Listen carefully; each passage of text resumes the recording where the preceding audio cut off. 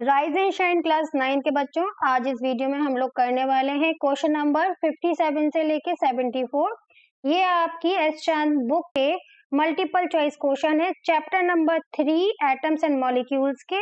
इस वीडियो में हम लोग करने वाले हैं क्वेश्चन नंबर 57 से लेके 74 तक। ये आपको पेज नंबर 130 एंड 131 पर अवेलेबल हो जाएंगे। बच्चों, अगर आप लोगों ने मेरे चैनल को अभी तक सब्सक्राइब नहीं किया है तो जल्दी से सब्सक्राइब कर दें, साथ ही रेड कलर का बेल आइकन हिट करना ना भूलें, जिससे आपको मेरे अपकमिंग वीडियोस के बारे में टाइम टू टाइम पता चलता रहेगा। चलिए स्टार्ट करते हैं यहाँ पे क्वेश्चन नंबर 57 से। तो यहाँ पे क्वेश्चन नंबर 57 पूछा गया है, the atomicity of ozone, sulphur, phosphorus and argon. देखिए एटोमिसिटी का मतलब क्या होता है कि कितने एटम्स उस मॉलिक्यूल के अंदर हैं। तो एटमॉस्फेयर में, एनवायरमेंट में जिस तरीके से मिलते हैं उसको हम बोलते हैं उसकी एटोमिसिटी। अगर हम ओजोन के फॉर्मूला के बारे में बात करें तो ओजोन का फॉर्मूला होता है O3। तो यहाँ पे ऑक्सीजन के 3 एटम है, तो इसकी ओजोन की एटोमिसिटी हो जाएगी 3। सल्फर की बात करें तो हमको ये मिलता है S8 के फॉर्म में, तो यहाँ पे सल्फर के 8 एटम लगे हुए हैं, तो इसकी एटोमिसिटी हो जाएगी 8। फिर है फॉस्फोरस, तो ये हमको P4 के फॉर्म में मिलता है, तो इसकी एटोमिसिटी हो जाएगी 4। और जो आर्गन है ये आपकी नॉन रिएक्टिव गैस में आता है, तो ये हमेशा अकेला मिलता है, तो इसकी एटोमिसिटी हो जाएगी 1। तो यहाँ पे एटोमिसिटी रेस्पेक्टिवली कितनी आ रही है, 3, 8, 4, 1। तो यहाँ पे जो ऑप्शन डी है वो सही हो जाएगा। चलिए क्वेश्चन नंबर 58 के बारे में बात करते हैं। The symbol of the metal element which is use in making thermometer is. तो पहला है सिल्वर, दूसरा है मरकरी, तीसरा है मैग्नीशियम और चौथा है सीबोर्गियम। तो यहाँ पर ये ऑप्शन बी जो है वो सही है, मरकरी, क्योंकि मरकरी मेटल एक ऐसा मेटल है जो कि ग्लास से स्टिक नहीं होता, सिल्वर कलर का होता है, विजिबिलिटी अच्छी होती है, तो इसको हम थर्मोमीटर में यूज करते हैं। क्वेश्चन नंबर 59 के बारे में बात करें, द लैटिन लैंग्वेज, तो एक भाषा जैसे हिंदी भाषा होती है ऐसी लैटिन भाषा होती है, ग्रीक भाषा होती है। तो यहाँ पे पूछा है the Latin language name of an element is natrium. एक एलिमेंट है लैटिन भाषा में, उसका नाम नेट्रियम है। The English name of this element is, तो इंग्लिश नेम क्या है, तो देखिए जो सोडियम है, सोडियम का सिंबल होता है Na और इसका नेम होता है, लैटिन भाषा से लिया गया इसका नाम, तो नेट्रियम। तो ऑप्शन ए आपका ठीक हो जाएगा। यहाँ पे मैं औरों के भी नाम बता देती हूँ, जैसे पोटेशियम है तो इसका नाम भी लैटिन वर्ड कैलियम से लिया गया है, सिंबल है के। मैग्नीशियम है, इसका जो लिया गया वो ईस्टर्न थैलेसी इन ग्रीस से लिया गया है, मैग्नीशिया से, तो इसका नाम हो गया मैग्नीशियम। और सल्फर है, लैटिन भाषा में इसको सल्फ्यूरियम कहा जाता है, संस्कृत भाषा में सल्फ्यूरियम। तो इस तरह से इनके नाम है। तो यहाँ पे नेट्रियम पूछा गया था तो सोडियम आएगा।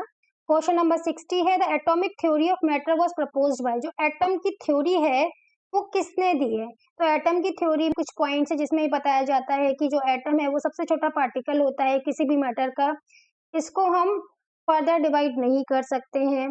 तो इस तरह से कई पॉइंट्स हैं। और ये एटॉमिक थ्योरी जो दी गई थी वो दी थी आपके जॉन डाल्टन ने। किसे दी? जॉन डाल्टन ने दी थी 1803 में। कब दी थी? 1803 में। फिर है question number 61, one of the following element has the atomicity 1। मैंने बताया कि कितने नंबर ऑफ एटम जुड़े हुए हैं तो उसको हम एटोमिसिटी कहते हैं। तो यहाँ पर जो एलिमेंट है इसमें किसकी एटोमिसिटी 1 है? हीलियम की बात करें तो ये नॉन रिएक्टिव गैस है और नॉन रिएक्टिव गैस की एटोमिसिटी होती है 1, तो हीलियम की एटोमिसिटी 1 होती है, तो सही ऑप्शन ये हो जाएगा। हाइड्रोजन हमें एटमॉस्फेयर में एज H2 मिलता है तो इसकी एटोमिसिटी 2 होगी। सल्फर एज एसिड मिलता है तो इसकी 8 होगी। ओजोन हमें O3 के फॉर्म में मिलता है तो 3 होगी, तो सही ऑप्शन ए होगा जिसकी एटोमिसिटी 1 है। Question number 62, the English name of the element is potassium. English name potassium है, तो लैटिन नेम क्या होता है पोटेशियम का? मैंने ऊपर बताया था कैलियम। तो ये आप याद कर लीजिएगा कि लैटिन भाषा में पोटेशियम को क्या बोला जाता है? कैलियम, और सिंबल के से हम इसको रिप्रेजेंट करते हैं। तो यहाँ पे ऑप्शन सी आपका सही हो जाएगा। देखिए और बात कर लेते हैं, प्लम्बम जो है वो लेड के लिए यूज किया जाता है, क्यूप्रम कॉपर के लिए यूज किया जाता है, नेट्रियम सोडियम के लिए यूज किया जाता है। फिर आता है 63, the law of conservation of mass. देखिए जो law of conservation of mass है उसमें बोला जाता है total mass of reactant equal to total mass of product. ये किसने दिया था?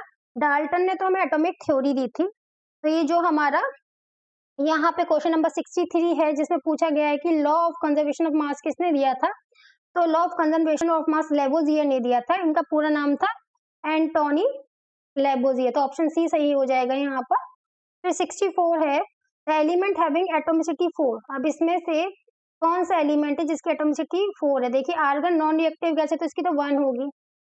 फ्लोरीन हमको F2 मिलता है एटमॉस्फेयर में, इसकी 2 होने वाली है। फॉस्फोरस की P4 है तो इसकी एटोमिसिटी 4 हो जाएगी, तो फॉस्फोरस हमारा सही आ जाएगा, ऑप्शन सी सही है। फ्रेनेशियम आपका Fr है, ठीक है।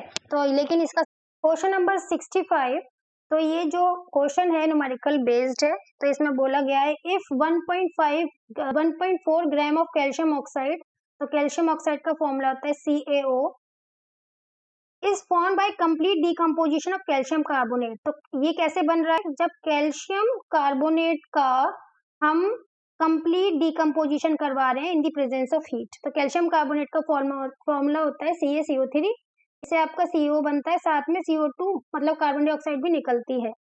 तो इसमें बोला है कि अगर CaCO3 से 1.4 कैल्शियम ऑक्साइड बन रहा है तो यहाँ पे कैल्शियम कार्बोनेट कितना लिया होगा और कार्बन डाइऑक्साइड कितना लिया होगा, आपको option A B C D में से बताना है। देखिए आसान तरीका है, जो आपका law of conservation of mass कहता है वो कहता है total mass of reactant will be equal to total mass of product, तभी वो रिएक्शन ठीक होगा, ठीक है। Law of conservation of mass कहता है, तो इसको हम x मान लेते हैं कि इसका जो मास है x ग्राम है और इसका y ग्राम है।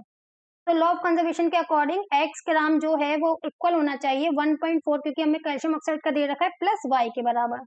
अब हम क्या करेंगे, जो एक करके जो ऑप्शन दे रखा है वो रखते जाएंगे, तो x की जगह पे 2.2 रखिए और 1.4 ऑलरेडी, y की जगह पे 1.1 लगा के देखते हैं। तो यहाँ पे 2.2 इक्वल टू 2.5 वाला जो इक्वल नहीं है, तो ऑप्शन ए तो गलत हो गया। ऑप्शन बी में लगा के देखते हैं, आप x की जगह पे 1.1 लगाएं तो ऑब्वियसली बिल्कुल सही नहीं आएगा, क्योंकि 1.4 तो डायरेक्टली यहाँ पर है, तो बी भी गलत हो जाएगा क्योंकि आगे जुड़ना है आपका। सी देखते हैं, x की जगह पे 2.5 लगाया, 1.4 प्लस y की जगह पे 1.1 लगाया, ये देखिए बिल्कुल सही आंसर आ गया 2.5 इक्वल्स टू 2.5, तो ऑप्शन सी आपका ठीक होगा यहाँ पर। आप चाहें तो ये भी लगाकर देख सकते हैं। चलिए क्वेश्चन नंबर 66 भी हम अभी इस वीडियो में सॉल्व कर लेते हैं। बच्चों अगर आपके पास एस चांद की या एनसीईआरटी की बुक नहीं है क्लास 9 की, तो मैं आपको डिस्क्रिप्शन बॉक्स में, इस वीडियो के डिस्क्रिप्शन बॉक्स में लिंक भी प्रोवाइड करवा दूंगी, जिससे आप घर बैठे बैठे अमेजोन से अच्छे खासे परसेंटेज ऑफ पर अपने लिए एस चांद और एनसीईआरटी की बुक मंगा सकते हैं। साथ ही अगर आपको वीडियो पसंद आता है तो वीडियो को लाइक करना ना भूलें, और प्रॉब्लम्स को, एप्रिसिएशन को आप कमेंट बॉक्स में भी बता सकते हैं। चलिए क्वेश्चन नंबर 66 है, the law of constant proportion जो था वो किसने दिया था? तो यहाँ पे हम बात कर रहे हैं लॉ ऑफ कांस्टेंट प्रपोर्शन के बारे में। तो ये क्या प्राउस्ट ने दिया था, क्या ये आपका लेवोजियर ने दे रखा था, या फिर ये आपका डाल्टन ने दे रखा था, या बर्जेलियस ने दे रखा था? तो सही आंसर है, जो लॉ ऑफ कांस्टेंट प्रपोर्शन है वो दिया है केमिस्ट जोसेफ प्राउस्ट ने।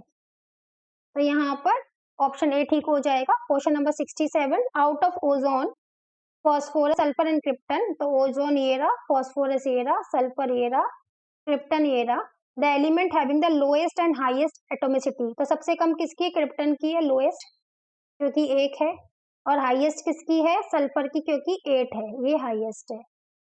तो यहाँ पर क्या आएगा? लोएस्ट के लिए क्रिप्टन पहले आएगा और हाईएस्ट के लिए सल्फर बाद में। तो ये रॉन्ग हो गया क्योंकि उल्टा दे रखा है ये, तो डी ऑप्शन आपका ठीक हो जाएगा, जहाँ पे क्रिप्टन पहले आ रहा है सल्फर बाद में आ रहा है। चलिए क्वेश्चन नंबर 68 पर हम लोग बात कर लेते हैं। 1 nm इक्वल टू, तो देखिए 1 nm नैनोमीटर इक्वल टू होता है 10 मीटर, 10 द पावर 9 मीटर। और अगर सेंटीमीटर की बात करें, सॉरी 1 nm इक्वल टू होता है 10 द पावर -9 मीटर।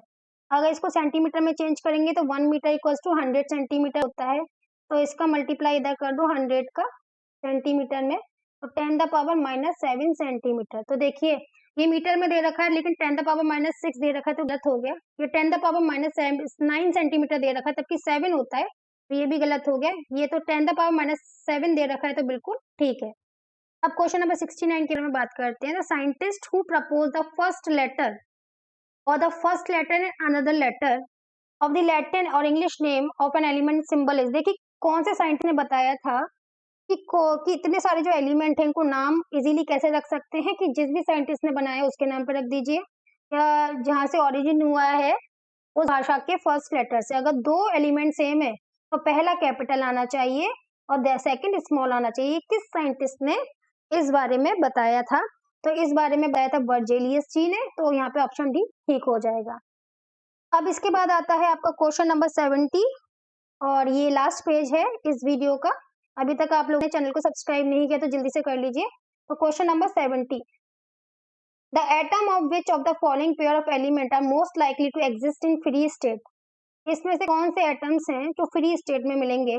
तो देखिए ग्रुप नंबर 18 में जो एलिमेंट आते हैं हीना, नीना और करीना, सबके एक्सरे रंगीन, ये आपके नोबल गैसेस हैं। ठीक है, इनको नॉन रिएक्टिव गैसेस भी कहते हैं। इनके आउटरमोस्ट शेल कंप्लीट होते हैं तो किसी से भी रिएक्ट नहीं करती और फ्री स्टेट में मिलती है। तो देखिए हाइड्रोजन तो आपका किसी ना किसी के साथ कंबाइन करता है, काफी रिएक्टिव एलिमेंट है। आर्गन सही है लेकिन कार्बन भी काफी सारे कंपाउंड बनाता है। नियोन सही है लेकिन नाइट्रोजन काफी सारे कंपाउंड बनाता है। हीलियम देखिए और नियोन, तो ये नॉन रिएक्टिव गैसेस में आता है, तो डी ऑप्शन यहाँ पे ठीक हो जाएगा। Question number 71, which of the following element has same molecular mass as it atomic mass? तो देखिए जो आपकी नोबल गैसेस होती हैं वो आपकी नॉन रिएक्टिव होती है, फ्री स्टेट में मिलती है, तो किसी के साथ रिएक्ट नहीं करती, तो इनका जो एटॉमिक मास होगा वही इसका मॉलिक्यूलर मास होगा। तो आप देख लीजिए इसमें जो नोबल गैसेस का कोई ऑप्शन दे रखा है वही सही हो जाएगा आपका, कि जो एटॉमिक मास है मतलब जो नंबर ऑफ प्रोटॉन है which is number of electron also, वही मॉलिक्यूलर मास होगा। तो जो अकेला होगा उसी का तो एटॉमिक मास मॉलिक्यूलर मास के बराबर होगा। तो नाइट्रोजन का तो नहीं है कि नाइट्रोजन होते हैं N2, तो एटॉमिक मास इनका 7 होता है, तबकि मॉलिक्यूलर मास मल्टीप्लाई बाय 2 14 हो जाएगा। नियोन देखिए यहाँ पर इसका एटॉमिक मास भी सेम होता है, मॉलिक्यूलर मास भी सेम होता है, तो ऑप्शन बी ठीक हो जाएगा। Question number 72, in water, water आपका H2O होता है, the proportion of oxygen and hydrogen is, जो प्रपोर्शन है ऑक्सीजन का और हाइड्रोजन का वो कौन सा? देखिए ऑक्सीजन आप पहले लगाएंगे, हाइड्रोजन बाद में, इनका आपको पूछा गया है।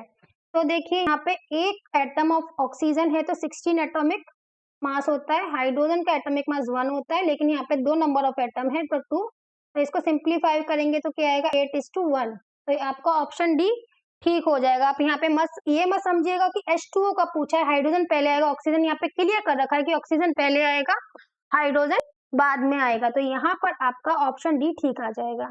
अब इसके बाद आता है question number 73, in the hydrogen peroxide formula भी दे रखा है आपको H2O2, और यहाँ पे प्रपोर्शन पूछा है हाइड्रोजन और ऑक्सीजन का, तो हाइड्रोजन प्रपोर्शन ऑक्सीजन, हाइड्रोजन का एटॉमिक मास 1 होता है, नंबर ऑफ एलिमेंट यहाँ पे 2 है, फिर रेशियो का साइन, फिर यहाँ पे ऑक्सीजन का 16 होता है एटॉमिक मास और नंबर ऑफ एटम 2 है, तो 2 से 2 कट गया तो क्या बचा 1:16, सिंप्लीफाई करेंगे तो यहाँ पर आपका 73 का बी ऑप्शन ठीक आएगा 1:16। ये आपको रेशियो निकालना आना चाहिए। इसमें आप कैसे लगाएंगे, एटॉमिक मास आपको पता होना चाहिए, हाइड्रोजन का 1 ऑक्सीजन का 16। फिर है क्वेश्चन नंबर 74, लास्ट क्वेश्चन है, जल्दी से मेरे चैनल को सब्सक्राइब कर दें, वीडियो को लाइक करना ना भूलें। The symbol of the element cobalt, तो कोबाल्ट का सिंबल होता है capital C small O, aluminium का होता है capital A small L, helium का होता है कैपिटल H स्मॉल E, और सोडियम का होता है capital N small A, respectively written by student. तो ये 4 ऑप्शन दे रखे हैं, स्टूडेंट ने लिखा है, कौन सा सिंबल उसने करेक्ट लिखा है? तो देखिए यहाँ पे कैपिटल C कैपिटल O लिखा है, तबकि कोबाल्ट के में स्मॉल O आता है, ये तो कार्बन मोनोऑक्साइड हो गया, तो ये तो गलत है। एल्युमिनियम में कैपिटल A ठीक है, लेकिन यहाँ पे स्मॉल a की जगह कैपिटल L लिख दिया, तो ये भी गलत है। हीलियम में कैपिटल H स्मॉल E है, तो ये ठीक है, और सोडियम का तो पूरा सिंबल ही गलत लिख रखा है। Bye bye everyone.